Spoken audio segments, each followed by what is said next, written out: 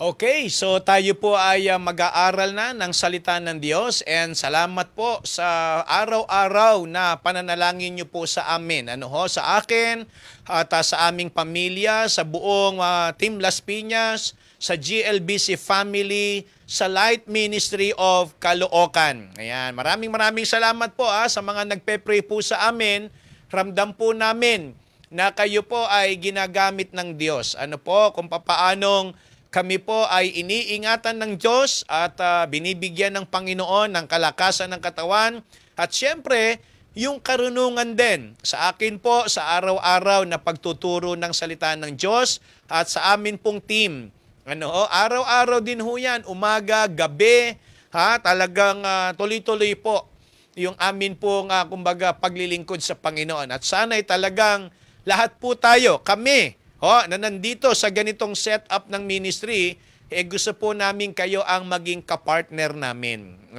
Yung iba ay maging kapartner namin sa prayer, at yung iba naman ay kapartner, syempre hindi naman aandar ito nang wala tayong mini-maintain. Kumbagay, kayo po sana'y kilusin ng Panginoon na somehow ay makatulong po sa atin pong mga expenses para sa operation ng atin pong Light Ministry of Caloocan. Kasi iba po ito at iba po yung Glorious Light Baptist Church sa mga kumbaga budget na atin pong ginagawa. Kaya nga sana ay patuloy po tayong maging partner sa gawain ng Panginoon. Well, eto na po, tayo ay mag-aaral na ng salita ng Diyos. Gaya ng nabanggit ko po kagabi, ito ay patungkol po doon sa bata na ginamit ng Diyos kung papaanong yung pangangailangan ng marami ay natugunan.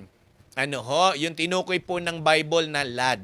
Okay? So sige po, buksan na natin yung ating mga Bible in John chapter 6 verses 1 to 11. Okay? So ito po muna yung ating babasahin mula po sa verse number 1 up to verse number 11. Samahan po ninyo ko. Sundan po natin yung mga talata ang aking pong babasahin. Verse 1, After these things, Jesus went over the Sea of Galilee, which is the Sea of Tiberias. And a great multitude followed him, because they saw his miracle, which he did on them that were diseased. And Jesus went up into a mountain, and there he sat with his disciples. And the Passover, a feast of the Jews, was nigh. When Jesus then lifted up his eyes, and saw a great company come unto him, he saith unto Philip, When shall we buy bread, that these may eat? And this he said to prove him, for he himself knew what he would do. Then Philip answered him, 200 pennyworth of bread is not sufficient for them, that every one of them may take a little. One of his disciples, Andrew, Simon Peter's brother, saith unto him, There is a lad here, which hath 5 barley loaves and 2 small fishes. But what are they among so many? Verse number 10, And Jesus said, Make the man sit down. Now there was much grass in the place, so the men sat down, in number about 5,000. And Jesus took the loaves, and when he had given thanks, he distributed to the disciples, and the disciples to them that were set down, and likewise the fishes as much as they would. Well, ito ho yung ating pag-aaralan, the principles of giving and blessing. Tayo po muna muling manalangin. Humingi lang po tayo ng gabay para po sa ating gagawing pag-aaral. Let's all pray. Lord, maraming salamat po sa muling pagkakataon na kami mag-aaral ng inyo pong salita. Sana, Panginoon, talagang kumilos ka sa aming mga kalooban. Ang mensaheng ito ay tunay po na maging kalakasan naming lahat. Magkaroon po kami ng enlightenment ngayong gabi kung papaanong maintindihan po namin kung gaano kahalaga ang prinsipyo ng pagbibigay at maging sa pagtanggap ng pagpapala na nanggagaling sa iyo. Kaya Lord, sa iyo po namin hinihiling ang karunungan. Sa iyo po namin hinihiling din ang pagkilo sa aming kalagitnaan. Tunay po na kami ay inyong katagpuin at ito po ay kasangkapanin mo, Panginoon, para lalong ang gawain mo ay maging maayos. Ang gawain mo ay lalo pang lumago sa kaparaanan na kami at ang bawat isa'y kakasangkapanin mo para matugunan ang pangangailangan. Kaya Lord, salamat po sa mensaheng ito. Kaya patuloy mo kaming tulungan, patuloy mo kaming samahan. Sa namin pinagkakatiwala ang tagumpay nito. Ito po ang aming panalangin sa pangalan po ni Kristo Jesus. Amen. Well, ito ho yung pangyayari na kung saan yung mga tao ay sinundan ang ating Panginoong Hesus. Dahil siya po ay gumawa ng himala, so natural yung mga tao ay namangha. Yung mga tao ay sumunod sa Kanya. Alam naman po natin na ang Panginoon ay hindi lang naman ang pakay niya bigyan po tayo ng kaligtasan at alisin po doon sa kapahamakan sa apoy ng impyerno.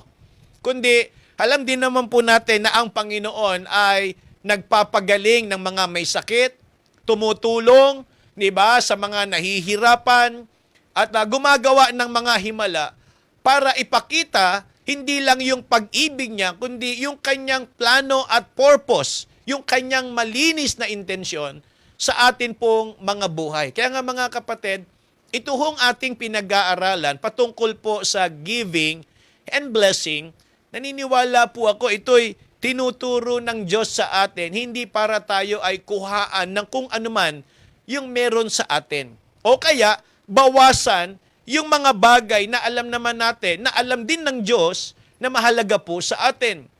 Kung tutuusin, sa tahasang, kumbaga, pananalita, hindi naman ho kailangan ng Diyos yung mga bagay na meron tayo Kung para isipin natin na ito makakadagdag kayamanan ng langit, kung tutuusin mga kapatid, wala ho ito kung ano yung meron sa mundong ito. Sabi nga ng Bible pag dumating yung pagkakataon na yun, lahat yan gugunawin. Lahat yan masisira, di ba? Tanging yung mga mananampalataya, yung mga totoong ligtas lang, ang aalisin ng Panginoon. Pero ang kabuuan ng lahat, mga kapatid, ay magugunaw. Wala siyang ititira. Wala siyang pagnanasa sa kung anumang yaman o kagandahan ng mayroon dito po sa sanlibutan. Wala, mga kapatid. Kaya kung iisipin natin at lalawakan natin yung pangunawa natin, itinuturo ng Bible ang giving hindi para tayo ay kuhaan. Kundi kaya tinuturo ng Bible yung giving para tayo po ay bigyan ng Diyos ng mga pagpapala. Kaya gaya ng sinabi ko, aanhin ng Diyos yung pera natin. Walang value sa Kanya yan. Aanhin ng Diyos yung mga kagamitan na ibinibigay natin sa gawain ng Diyos. Aanhin ng Diyos yan. Wala sa Kanya yan. Hindi yan ang kailangan niya. Ang kailangan niya, yung puso natin, yung isipan natin, yung desire natin na matuto doon sa prinsipyo ng Diyos para yung plano niya, yung kalooban niya, na bigyan tayo ng masaganang pagpapala, bigyan tayo ng marangyang buhay, mangyari. Kasi pag-aralan po ninyo, hindi ba't ang Diyos ay Diyos ng kaayusan? Kapag tayo po ay binigyan niya ng blessing, ng hindi malinaw at walang rules, mga kapatid, walang principle, doon sa pagbibigay ng blessing, ay mga kapatid, masayang lang. O kaya abusuhin natin. O kaya hindi natin maisip kung gaano kaimportante yung tinatanggap nating pagpapala mula sa langit. Kaya nga yung ating Panginoon, mga kapatid, Diyos na makatwiran, Diyos ng kaayusan, at Diyos din ng katarungan. Di ba? Kaya nga ibinigay niyo sa atin, hindi niya pinagdadamot ang pagpapala, pero hindi po pwedeng pagpalain yung hindi sumusunod. Nakukuha niyo, mga kapatid?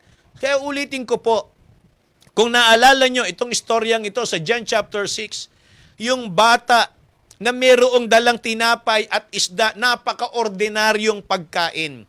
Marami sa palengke ang isda, maraming tinapay sa bakery. Pero walang silbi yung tinapay na yon, walang silbi yung mga isda na yon kung hindi yan magagamit para sa katugunan ng pangangailangan ng gawain. Kaya naman nagkaroon ng magandang meaning yung bread and loaves, yung loaves and yung fishes na yan eh. 'Di ba? Na sinabi ng Bible kasi 'di ba, ginamit ng Diyos as parang katugunan sa mga pangangailangan ng mga tao. So ordinaryong pagkain, ordinaryong bagay, ordinaryong tao, pero pag ginamit ng Diyos, nagiging kakaiba.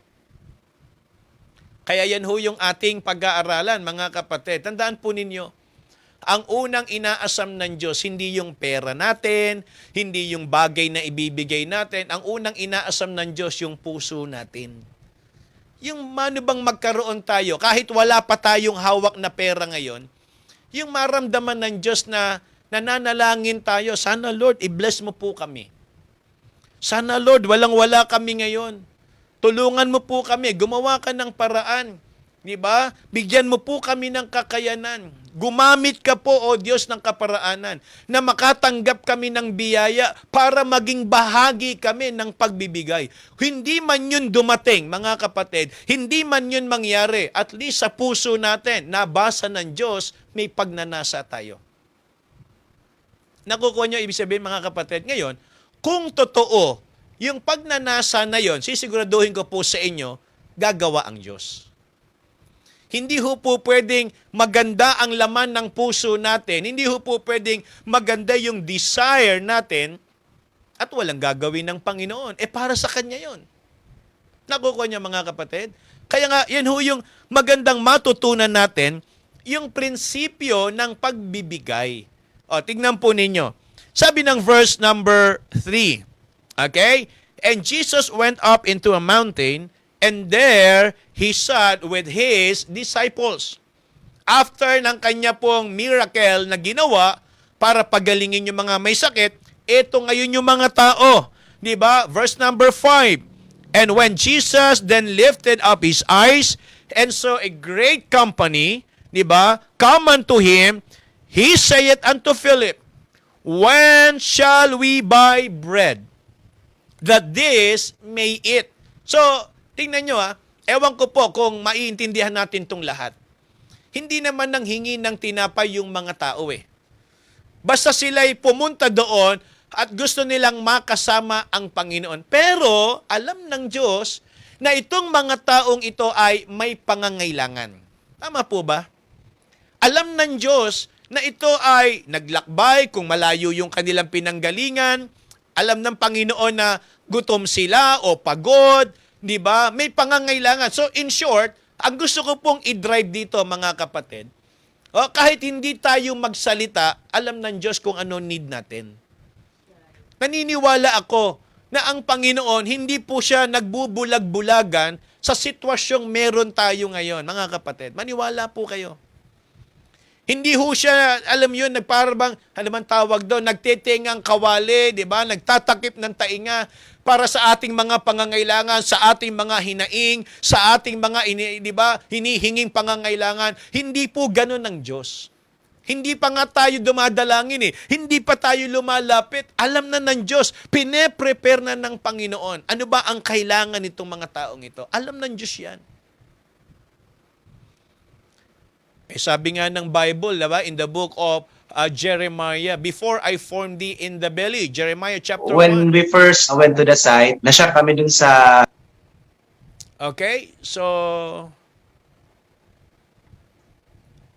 Okay po, so sabi ng Bible, di ba, in Jeremiah chapter 1, nakita natin, di ba, anong sabi ng Bible doon? Before I formed thee in the belly, I knew thee. So meaning, alam ng Diyos, di ba, hindi pa tayo sinisilang, alam niya na yung kalagayan natin, kilala niya na tayo. So mga kapatid, hindi po pwede, hindi po pwede na nasa ganun tayong kalagayan nang hindi niya nalalaman. Kaya nga isipin natin, mga kapatid, itong pagkakataong ito, sana mga kapatid, tingnan nating maigi. Nung nakita niya yung mga tao, when Jesus then lifted up his eyes and saw a great company come unto him, He saith unto Philip, when shall we buy bread? Saan tayo makakabili? Saan tayo makakakuha ng makakain ng mga tao? Kaya nga, mga kapatid, I believe, ang Diyos nag-aalala sa atin kapag ang nakikita niya yung sitwasyon nating nahihirapan tayo. Dahil alam niyang may pangangailangan tayo. Kaya lang, gaya nga po ng sinabi ko, na ang Diyos ay Diyos ng katuwiran, hindi niya pwedeng ipaulan yung pagkain, hindi niya pwedeng ipaulan yung blessing sa mga hindi naman talaga karapat-dapat. Di ba? Kaya nga, yan ho yung magandang tingnan natin dito po sa ating pinag-aaralan. Then, number 1, ito ho yung unang bagay na magandang makita natin sa principles of giving and blessing. Number 1, the beneficiaries. Yung nakikinabang, tumatanggap, pag tayo ay nagbibigay. Tignan po ninyo. Sabi ng verse number 5, when Jesus then lifted up his eyes, and saw a great company come unto him, he saith unto Philip, when shall we buy bread, that these may eat? Ini-imagine ko lang, yung bata na may dalang tinapay at isda, yun kumbaga allotted, nakalaan para sa kanya, sa kanyang pangangailangan. 'Di ba? Kung ilang araw siya, 'di ba, na maglalakbay o kaya kung gaano karami yung kanyang kailangang pagkain, dala-dala niya. So naniniwala ako, hindi man ito sobra, pero ito ay makasasapat doon sa kanyang kagutuman, sa kanyang pangangailangan pang-pisikal. So yan ho yung kalagayan ng bata. Pero iniisip ko lang doon sa ideyang para kuhaan mo ng pagkain yung bata na hindi pa naman talaga ganong kalinaw sa kanya, bakit mo gagawin yon? Mga kapatid, alam nyo ho, ang gusto kong makita rito yung prinsipyo pa rin ng pagtitiwala . Di ba? Issue ng pagtitiwala . Kinuha sa bata yung tinapay. Kinuha sa bata yung isda. Di ba? Gaano niya ba kakilala yung mga kumuha, yung mga apostol na inutusan ng Panginoon? At ano bang meron sa kanya para ibigay niya yon sa Panginoon at ipagamit sa Panginoon kung saan gustong gamitin ng Panginoon? And take note, sinabi ng Bible, sino ba ang makikinabang sa binigay ng bata? Tingnan po ninyo. Sabi ng verse number 10, and Jesus said, make the men sit down. Now there was much grass in the place, so the men sat down in number about 5,000. So isipin natin, yung dami ng tao na yon, 5,000. Kilala pa ba nung bata yon? Mapapangalanan pa ba niya isa-isa yung kumain ng kanyang tinapay at ng isda? So isipin natin, di ba? Yung bata, walang kagatol-gatol, ibinigay niya sa Panginoon yung kanyang pagkain, yung kanyang daladalang pagkain. Mga kapatid, patunay lang yon na yung batang ito aware kung sino yung kanyang pinagbigyan. Alam naman natin ng nature ng bata. Di po ba? Hindi mo maaagawan yan ng laruan, hindi mo maaagawan yan ng pagkain. Hindi mo basta-basta makukuha dyan yung kinatutuwaan niyang ginagawa niyan. Diba? Kaya nga yung mga bata, diba, madalas yan, umiiyak, diba? Pag inalisan mo ng pagkain, inalisan mo ng laruan, yun ang normal. Okay? Nature ng mga bata. But ibahin nyo tong sitwasyon na ito. Ibahin natin tong sitwasyon na ito. Bakit? Sapagkat yung mga bata na yon, iniisip ko saan siya nanggaling? Kasama ba siya nung 5,000? O kaya nakasalubong siya? O kaya napadaan siya ron? Simple lang ang sagot ko po. Kahit alin man siya doon, ang intindi ko po dyan, hindi niya kinontra yung hiningi ng Panginoon. Kaya nga isipin natin, yung bata, kung hindi man sapat yung kanyang understanding sa prinsipyo ng giving at blessing, mga kapatid, ano ang totoong nangyari? Ibinigay nung bata . So sa madalit salita, yung walang kamuang-muang, kayang magbigay, yung hindi sapat ang kakayanang makaunawa, kayang magbigay, how much more na tayo pong natuturuan, tayo pong nakakabasa, tayo pong nakakaalam ng salita ng Panginoon, tayo pa ba ang mahihirapang sumunod sa pinagagawa ng Diyos? Nakukuha nyo ho mga kapatid, para mas maganda pa yatang wala tayong alam na parang kagaya ng batang musmos para sumunod tayo sa Panginoon. Nakukuha nyo mga kapatid. Kaya nga, tingnan po ninyo, ang sabi ng Bible, sino ang nakinabang sa ibinigay nung bata sa Panginoon? Anong sabi ng Bible? In number about 5,000. Computin nga natin. Sige nga po, mag-math tayo. I-divide natin yung sinabi ng Bible. Ilang isda yan? Ilan? Sige nga, i-comment nyo nga, baka tulog na po kayo. Ilang isda yan? 2 isda, 5 tinapay. Computin nyo sa 5,000. Kakasya ba yun? Ano ang sabi ng Bible? Balikan natin, ha? Tignan nyo ho, yung computation ng mga disciples. Verse number 7, Philip answered him, 200 pennyworth of bread is not sufficient for them. 200 pennyworth. Ganong karami, ganong kalaki yung amount na kakailanganin. Hindi pa sasapat. Anong magagawa nung tinapay na dala nung bata at nung isda? Kaya nga mga kapatid, kumbaga ini-encourage ko po kayo, maliit man yan o malaki, 'di ba? Na alam naman natin sa sarili nating kalagayan, kakayanan na meron tayo. Alam natin 'yan, mga kapatid. Hindi ho tayo pwedeng makapagkubli sa Panginoon.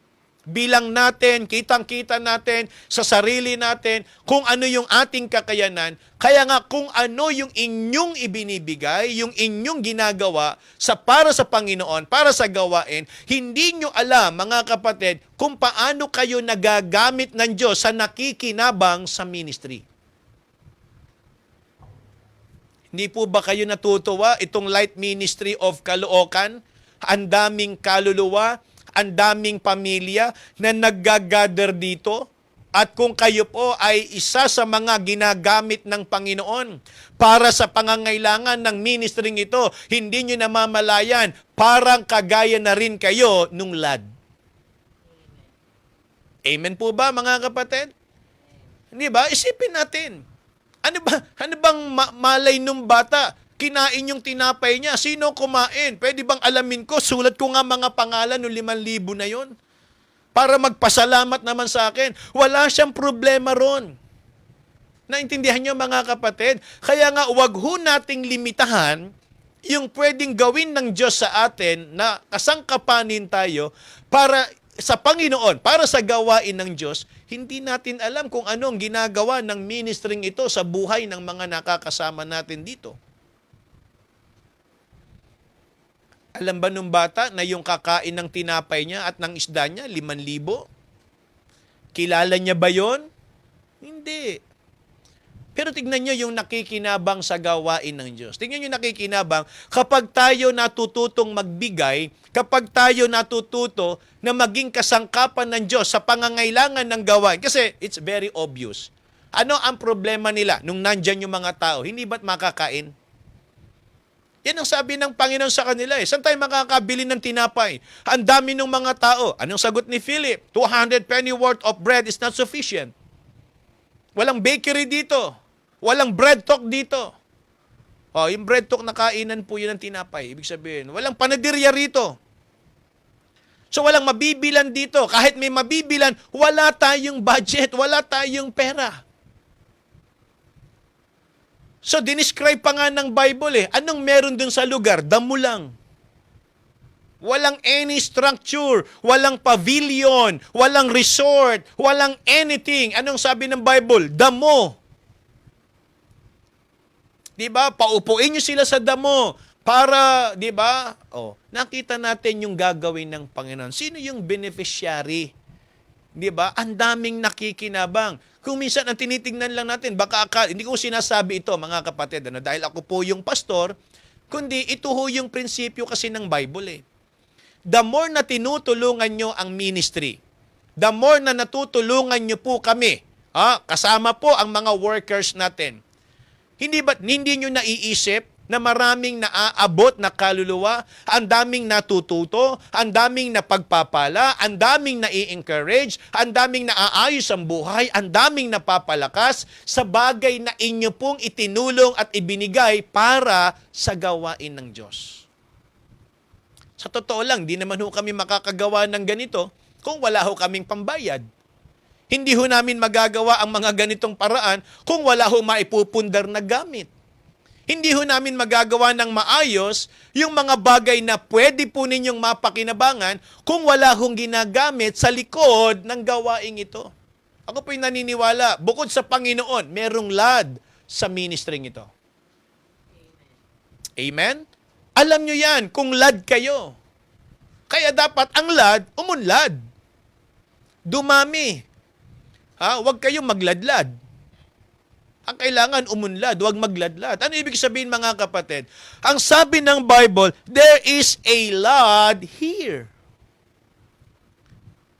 Merong bata dito na may dalang, ano sabi? 5 barley loaves. And 2, anong sabi ng Bible? 2 small, sana man lang, 2 balyena dala niya, hatak-hatak niya eh. Kaya lang, di naman kayang bit-bitin hatakin ng bata yung 2 balyena dyan. Eh, ang sabi ng Bible, 2 small fishes. 2 na nga lang, maliliit pa. Paano mangyayari? Tingnan yung sabi ng Bible, sinong nakikinabang kapag tayo po ay nagagamit ng Diyos para sa gawain? Specifically, sa giving. Pag nagbibigay tayo.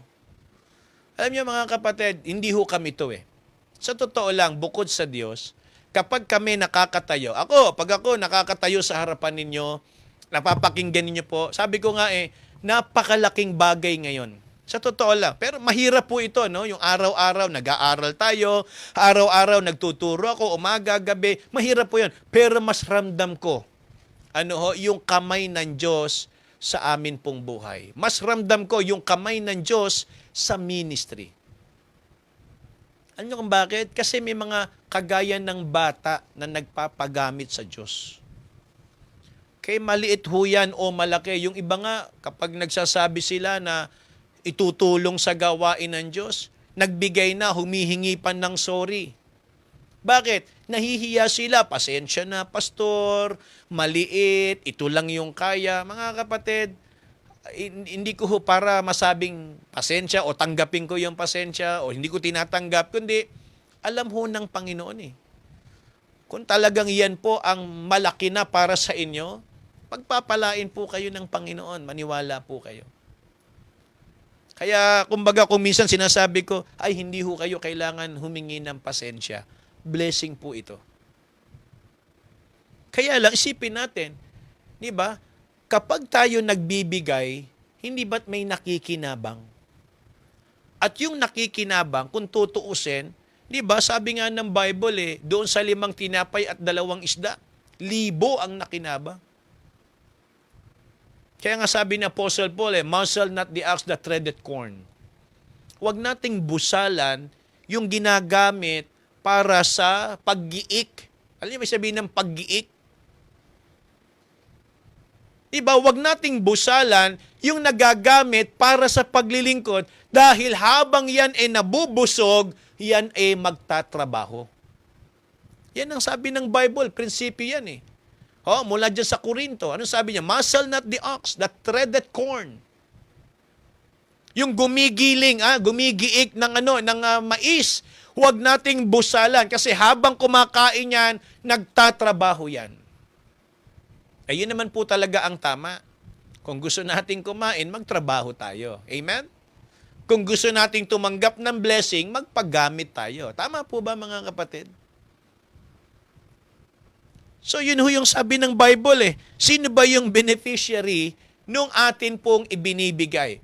Bukod sa Panginoon, sabi ko nga sa inyo kanina in my introduction, hindi kailangan ng Diyos yung pera, gamit, 'di ba? Ang kailangan ng Diyos, makita niya sa puso natin yung totoong gustong magbigay. At dahil po diyan, anong sabi ng Bible? For God loveth a cheerful giver. Amen? Not just a giver. God loveth a cheerful giver. Amen? Hindi lang yung nakapagbibigay tayo. Dapat yung nagbibigay daw tayo ng masaya sa ating puso. Kaya ano yung bagay na tinuturo sa atin ng Panginoon? Verse number 11, And Jesus took the loaves, and when He had given thanks, He distributed to the disciples, and the disciples to them that were set down, and likewise of the fishes as much as they would. Sipin nyo, galing sa 5 at 2 isda, ang daming kumain, ang daming na-bless, ang daming na-encourage, ang daming nabusog. Mga kapatid, di nyo alam kung saan nakakarating at kung papaano ginagamit ng Diyos yung atin pong ibinibigay para sa Panginoon. And it's very obvious naman po, mga kapatid. Sabi nga ni Pastor Dong, kung gusto natin ng blessing, bigyan natin ang Diyos ng dahilan. Amen? Hindi kasi po pwedeng nanghihingi lang tayo ng blessing nang walang dahilan. Hindi ho ibibigay kung walang dahilan. Gusto natin ng provision, magdagdag tayo ng maraming gawain. Hindi nyo ba naiisip, ang dami nating mga manggagawa? Blessing po yan ng Panginoon. Amen? Dami nating worker.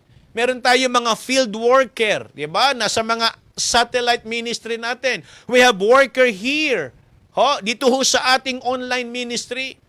May mga worker tayo sa Samar. May worker tayo dito sa Luzon, sa Maynila. Sipin nyo, may Bible school pa tayo. Baka hindi nyo ho alam, meron po tayong Bible school. Every Saturday, Monday, and Tuesday. 3 beses sa isang linggo. So kaya mga kapatid, we have ministry in Samar, we have ministry in Malabon, Letre, Libis, East. Diba? So eto ho ang yung gawain ng Panginoon na pinagkatiwala sa atin. Kaya nga maraming dahilan para tayo ay mapagpala ng Panginoon. Amen? Dahil maraming pangangailangan, maraming pwedeng pagdaluyan ng biyaya ng Diyos. Alam nyo, tingnan nyo po yung nangyari sa Acts chapter 2 and verse number 45. Sabi po ng Bible, And sold their possessions and goods, and parted them to all men. Amen? Every man had need.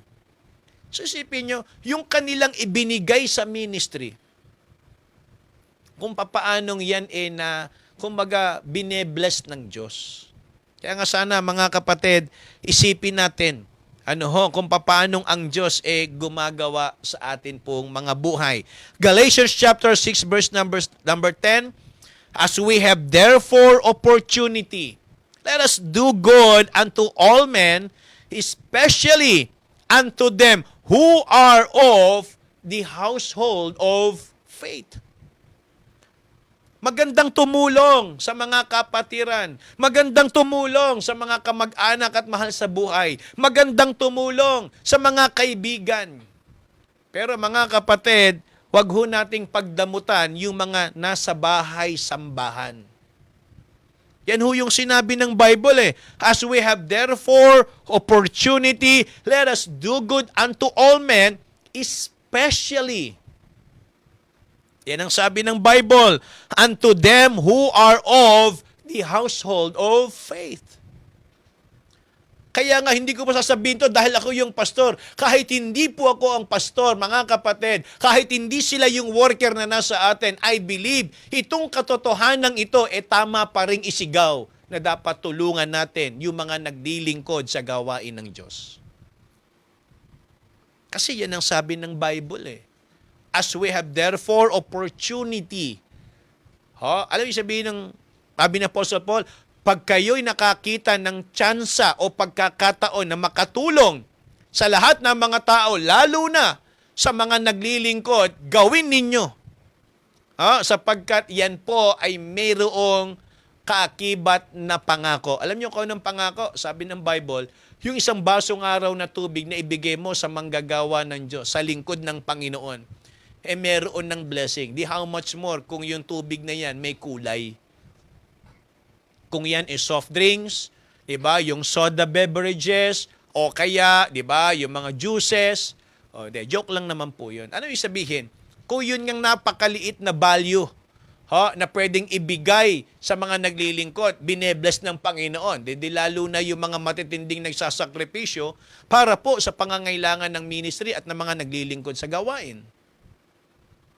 Yan ang prinsipyo ng Bible, mga kapatid. Kaya nga sabi ko, medyo merong pag-aalala kapag binabanggit ko po yan kasi ako yung pastor ng church, kaya lang maririnig at marinig pa rin po natin yan dahil yan ay nasa Bible eh. Kailangan din po nating ituro. Kaya nga, yan ang sabi ng Galatians chapter 6 verse number 10, as we have therefore opportunity, let us do good. Amen? And then in Romans chapter 12 verses 13 to 14, distributing to the necessity of saints, given to hospitality. Verse number 14. Look what the Bible says. Bless them. Andiyan po ba kayo? Anong sabi ng verse number 14? Bless them. Sino ho yung ibe-bless daw? Ang sabi ng Bible, which persecute you. Sipin nga natin tong logic na to, mga kapatid. Kasi yung verse number 14, sabi dyan, bless them which persecute you. Sino ang mas madaling tulungan? Yung nagpe-persecute o yung nagbe-bless sa'yo? Imagine po natin, sabi ng Bible, kung yun ngang nagpe-persecute, dapat nating i-bless eh. Di lalo na yung talagang alam naman nating ginagamit ang kanilang buhay para sa gawain ng Diyos. You know, the Bible says, bless them which persecute you, bless and what? Malinaw. Bless and curse not. Hello? Amen po ba? Yan ang sabi ng Bible. Diba? Kaya nga, mga kapatid, nakita natin, number 1, okay, the beneficiaries ng atin pong pagbibigay. Pag nagbigay tayo, mayroong tumatanggap, mayroon pong nakikinabang. Hindi lang kami. Dahil kapag kami po ay tumanggap ng galing sa Panginoon, nakikita nyo naman, yung buhay namin nasa gawain ng Diyos at yung buhay namin, yun ang nagagamit para marami pong mga tao at kaluluwa na maakay natin at ma-encourage natin sa harapan ng Panginoon. At kayo po yung ginagamit ng Diyos para magamit kami. Kayo po yung lad sa ministering ito. Kayo po yung lad sa buhay ng Pastor Robert na ito. Kayo po yung lad sa buhay ng mga workers natin. Kayo po yung lad kung bakit maraming mga kapatiran na nabe-bless sa ministry. Amen? Kaya nga, bilad. Dapat mabilad tayo. Okay, number 2, not only the beneficiaries, but also the blessing. Yan. Alam mo yung ibig ko sabihin dito sa blessing? Yung verse number 11. Okay? Sige po. Buksan natin yung mga Bible natin. John chapter 6, verse number 11. And Jesus took the loaves, and when he had given thanks, he distributed to the disciples, and the disciples to them, okay, doon sa 5,000 that were set down, likewise of the fishes as much as they would. Ilan ng isda? Mga kapatid, ilan yung isda na dala nung bata? Comment nyo nga. Sige nga po, yung mga may hawak na gadget, ilan yung isda na dala nung bata? Ano kaya yan? Galunggong ba yan? Lapu-lapu? Tulingan? Blue marlin? Ano kaya klaseng isda yan? Baka yan naman yung isda kumain kay Jonah, di ba? Nakapag-asawa, kaya dalawa na. Di natin alam, ano? Pero sabi ng Bible, small fishes eh. Okay? 2 maliit na isda. Ilang tinapay? Ang sabi, 5 barley loaves. So, isipin niyo naman, kung bata ang may dala, alam naman sako-sakong tinapay yung dala niya, hindi niya madadala yon. So, 5 pirasong tinapay, 2 maliit na isda. Okay. Ano ibig sabihin? kapag tayo nagbigay sa Panginoon, binebless ng Diyos yung binigay natin.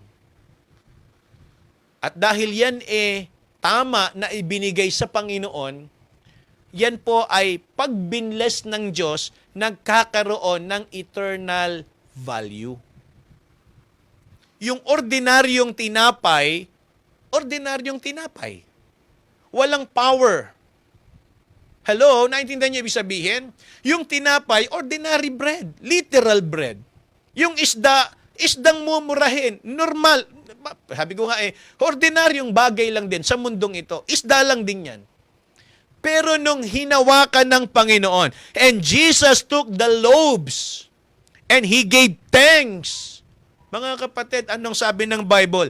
He distributed to His disciples. At yung mga disciples, sabi ng Bible, dinistribute naman niya sa mga tao doon sa 5,000. So isipin po ninyo, nandoon yung blessing ng Panginoon. Di ba?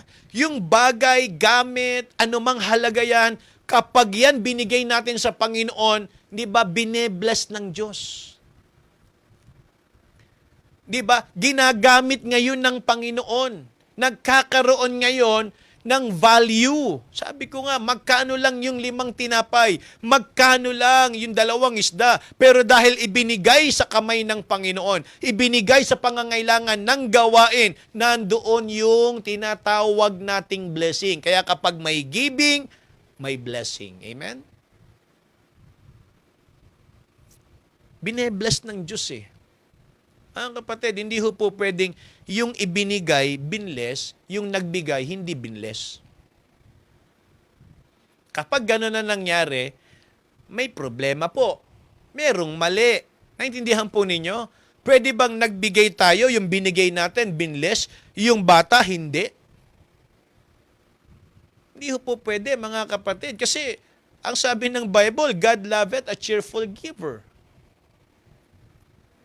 Diba? Yung tapat na nagbibigay, hindi ho po pwedeng hindi ho pagpapalain. Kaya nga sana maintindihan ho natin to, mga kapatid. Diba? Nung hinawakan ng Panginoon, kanyang pinasalamatan, nakita nyo ho, naging kapaki-pakinabang. Kaya nga mga kapatid, ini-encourage ko po kayo. Ano man ang laman ng puso ninyo, ano man bagay na iniisip nyo na gusto nyong gawin para sa Panginoon, wag ho ninyong pigilan. Tuloy nyo. Diba? Yung iba, sabi ko nga, yung ating commitment para sa atin pong cheerful giving sa darating na December. Ako po, meron na akong pinagpe-pray sa Panginoon. Wala ho sa kamay ko yung pera na yon. Sinabi ko na kay Sister Weng yan. Alam ni Sister Weng yan. Sabi ko, Sister Weng, wala akong ganitong halaga. Pero ito, pinagpe-pray ko na gusto kong ibigay sa December sa Panginoon. Sinabi ko po sa kanya yan. Sister Weng, nanonood po yan. Bakit? Wala akong ganun Kaya lang, desire ng puso ko yon at naniniwala ako na hindi po pwedeng maganda yung desire natin na hindi po tayo tutulungan ng Diyos. Kayang-kaya po yan ng Panginoon. Amen?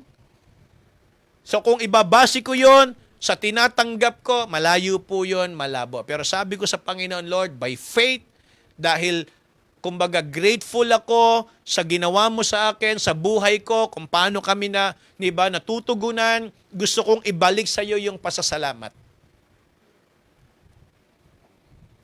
Sabi ko nga parang ganito po di ba? Kami naman, nung hindi kami pastor pa, tinuruan din kaming magbigay. Worker pa lang ho kami, tinuturuan na kaming mag-tithes. Worker pa lang kami, tinuturuan na kaming mag-offering. Magkano lang naman ba yun? At magkano lang din naman yung tinatanggap namin, ibabawas mo pa ron. So, di ba mga kapatid, naniniwala ako na yung paraan na tinuturo sa atin ng Bible, prinsipyo yan para lalo tayong mamuhay ng sagana. Nakita ko po rito yung blessing. Not only the beneficiaries ng binibigay natin, but pag tayo po nagbigay, nakikita po natin yung blessing ng Diyos. Kung paano niya binabasbasan, kung paano niya, alam niyo po yon, ginagamit, kung paano niya na ilalagay sa gawain ng Diyos, at kung paanong yung mga disciples, sabi ko nga paano sila iikot doon sa mga tao na wala naman silang dalang tinapay? Paano sila magmi-ministeryo doon sa mga taong ang sinisigaw yung kanilang pangangailangan? Anong dadalin nila? Sabi ko nga, alam niyo po, ito yung pinagpe-pray ko kagaya po nung natutunan natin sa church ng Antioch. Kailangan maging malakas ang church para maging kalakasan ng mga tao. Sana ganito po yung ipag-pray natin at sana ito rin yung maging kaisipan natin palagi. Kailangan yung ministry maging malakas at matatag para tayo ay kahugutan ng lakas ng iba. Yun yung kasi ang prinsipyo. Paano tayo magiging lakas sa iba kung mismong tayo na nandito sa ministry, hinang-hina? Sa totoo lang, kaya kahit ako po, kung minsan may nararamdaman din, di ba, kami rin, meron din pangangailangan, pero kailangan tayong pagmulan ng kalakasan ng mga kapatiran para makita nila na ang gawain ng Diyos, di ba, nakaka-encourage, blessing. Kaya sana bawat isa po sa atin, nang isipin natin, kailangan maging malakas ang church. Di ba? Kailangan talagang, alam niyo po, matatag ang gawain ng Panginoon. Talagang masasabi natin, ang church ay talagang pag pinuntahan mo, makakaramdam ka ng blessing. Amen? So yun ho sana ang mangyari sa ministry na ipinagkatiwala sa atin ng Panginoon. Then number 3, makita po natin the Beatitude. Well, Beatitudes describe the blessedness of those who have certain qualities or experiences peculiar to those belonging to the kingdom of heaven. So, yung Beatitudes ay dalawang salita po yan na pinagsama. Yung Bea and Tudes, yung attitude. Mapalad daw ang isang tao na merong ganito. Kaya nga, di ba, pag nakita nyo yung Matthew chapter 5, napakarami doon na mga salitang, di ba, blessed is, di ba? So, ang katumbas sa salita ng Beatitude is blessedness. Okay, so tingnan natin. Matthew chapter 5, verse number 8. Blessed are the pure in heart, for they shall see God. Kaya nga mga kapatid, ang tinutukoy po rito ng Panginoon, dito po sa chapter 5 na ito, mapalad daw ang tao na mayroong pusong gustong tumulong. Pusong malinis na gustong maglingkod. Puso na gustong magpagamit para sa Panginoon. Handang ibigay yung para sa Panginoon. Handang gawin yung makakatulong para sa gawain ng Diyos. Alam nyo, habang pinag-aaralan ko to kahapon, sabi ko nga, kung wala yung bata, hindi ba kayang mag-miracle ng Panginoon ng tinapay at ng isda? Sabi ko nga papiloso pong, kaisipan, social naman tong mga taong ito, tuna sandwich pa yung gusto. Bakit? Isda tsaka tinapay, pinagsama tuna sandwich pa. So iniisip ko lang, kahit wala yung bata, makinig po tayo mga kapatid, kahit wala yung bata, kayang gumawa ng Diyos ng paraan. Tama po mga kapatid. Hello po. Tama po ba? Kahit wala yung lad, kahit wala siyang dalang isda, kahit wala siyang dalang tinapay, I believe, kayang gumawa ng Diyos ng miracle.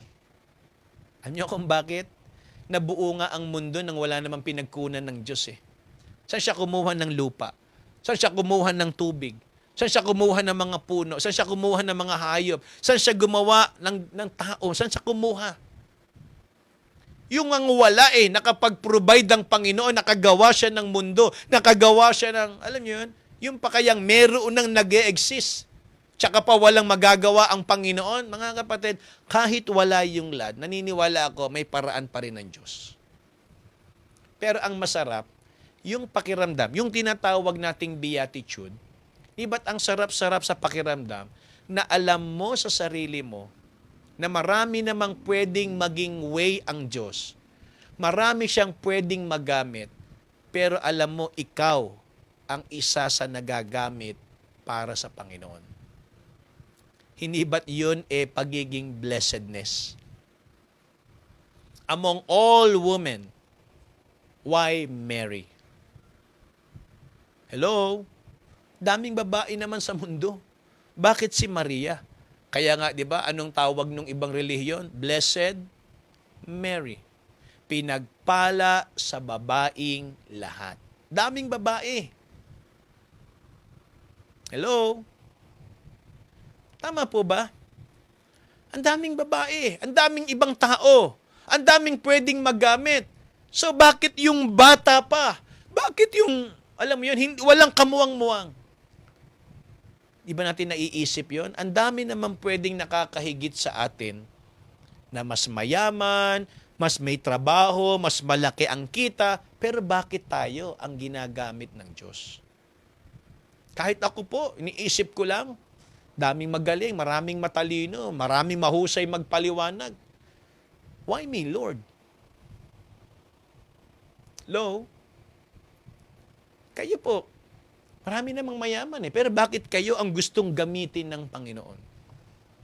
Kasi hindi naman kayamanan ang issue rito Ang issue rito, gusto ng Diyos na maging mapalad tayo. Dahil sa kakayanan na meron sa atin na binigay ng Diyos, yan tayo gagamitin ng Panginoon. Amen? Kaya nga, yan yung sinabi ng Matthew chapter 5 verse number 8. In John chapter 6, from verses 12 to 13, when they were filled, He said unto His disciples, gather up the fragments that remain, that nothing be lost. Verse number 14, therefore they gathered them together and filled the 12 baskets with the fragments of the 5 barley loaves, which remained over and above unto them that had eaten. So saan kayo nakakita? Pinakain na, may take out pa. Alam niyo kung bakit? Kasi merong lad na nagbigay. Again, principle ng giving and blessing. And as I close, Acts chapter 20 verse number 35. I have shewed you all things, how that so laboring ye ought to support the weak, and to remember the words of the Lord Jesus. What He says. How He said, it is more blessed to give than to receive. Amen? Mas mapalad daw ang nagbibigay kaysa tumatanggap.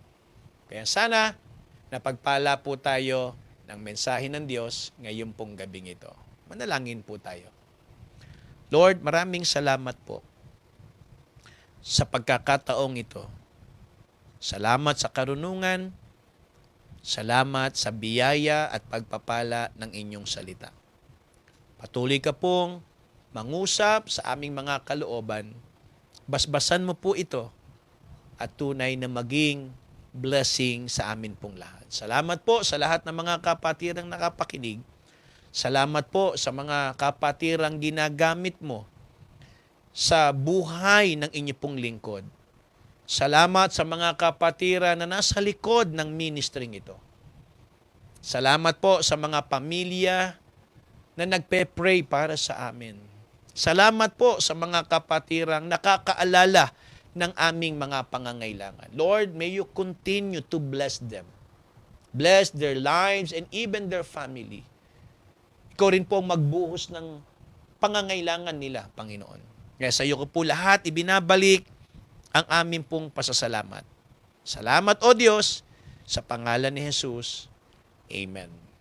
Okay, so kung talagang tayo po ay napagpala ng mensahe ng Diyos, mari po kayong magpadala ng inyo pong reaction, comment, o kaya yung mga encouraging na pwede pong lalo pang maka-encourage sa mga kapatid po natin. At kung kayo naman po ay nangangailangan ng prayer and counseling, mangyari lang po na kayo ay magpadala ng inyo pong mensahe sa Light Ministry of Caloocan, sa Glorious Light Baptist Church, o kaya sa Probe Victoriano. Kami po ay taus-puso at masayang sasagot sa inyo pong mga kahilingan.